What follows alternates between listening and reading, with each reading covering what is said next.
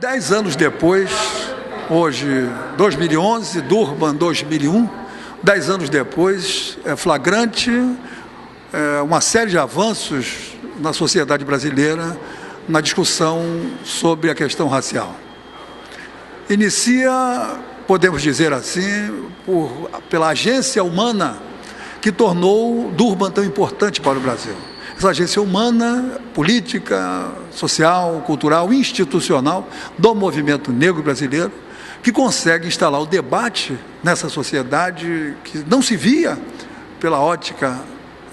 do racismo, a sociedade brasileira não se via como uma sociedade com problemas raciais, em sua maioria. O movimento negro brasileiro consegue instalar essa discussão, consegue se mobilizar para participar de uma conferência mundial que tinha exatamente como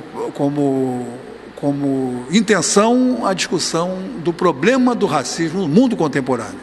Era já a terceira conferência mundial contra o racismo. A primeira e a segunda passaram quase desconhecidas pela imensa maioria da militância negra no nosso país. A terceira foi o inverso. Galvanizou a opinião dessa militância e conseguiu fazer com que Estado Nacional e a sociedade brasileira, de uma forma geral, especialmente segmentos importantes de mídia, se interessassem por cobrir e por informar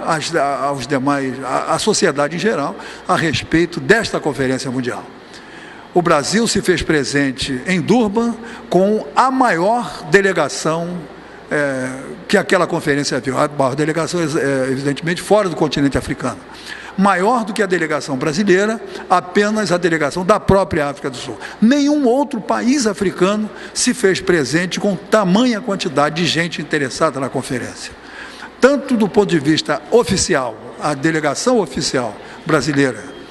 de diplomatas e conselheiros, como a delegação composta de militantes do movimento negro e de outros agentes sociais e políticos interessados na discussão da questão racial e na Conferência Mundial contra o Racismo em Durban,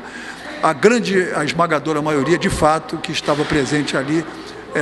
a maior delegação era a brasileira. E de lá para cá, a partir das discussões dos parágrafos de Durban e da declaração de intenções aprovadas em Durban, conseguimos êxitos formidáveis na inauguração de políticas públicas orientadas para a inclusão racial no nosso país, começando pela institucionalização das ações afirmativas e cotas em universidades públicas, que começou na Universidade do Estado do Rio de Janeiro e hoje já podemos dizer que são adotadas de variadas maneiras em mais de 70, quase 80 universidades públicas em nosso país. Logo depois, o Supremo Tribunal Federal reconheceu a importância de mexer com vagas para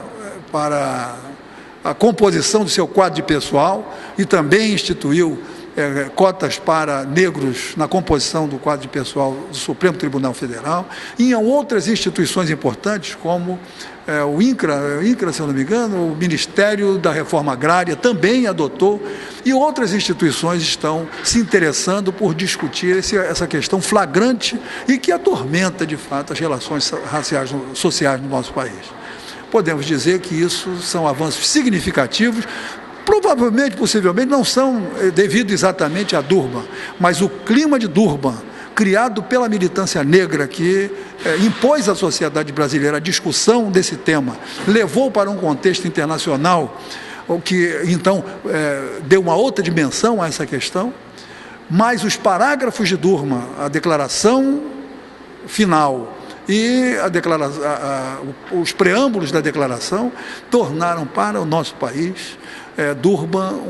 um emblema de como um fórum